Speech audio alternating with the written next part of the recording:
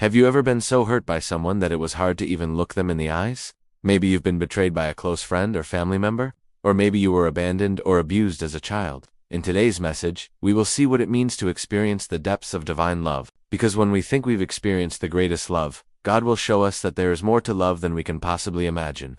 Join me as we look at one of the most remarkable love stories in the Bible. When his wife Gomer repeatedly betrayed him, Hosea could have easily called it quits, but instead he did something totally unexpected. You see, God had given Hosea a very specific mission: marry a woman named Gomer, who would symbolize his people, Israel, and although she was unfaithful, Hosea didn't give up on her. He forgave her and loved her even more. Some people might think that this is a simple story about a man who loved his wife very much, but let me ask you this: how many of us would have done the same thing as Hosea? Let me rephrase the question. How many of us would have been willing to forgive someone who repeatedly betrayed our love and trust? You see, when Gomer ran off with another man, Hosea didn't run after her to bring her back. He didn't try to win her back with empty promises or force her to choose between him and the other man.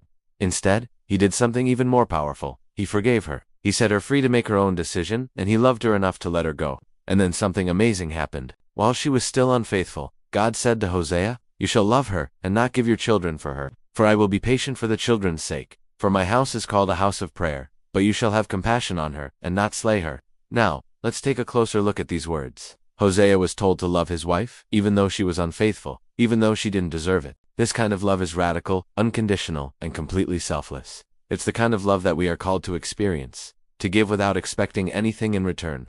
But why would God say such a thing to Hosea?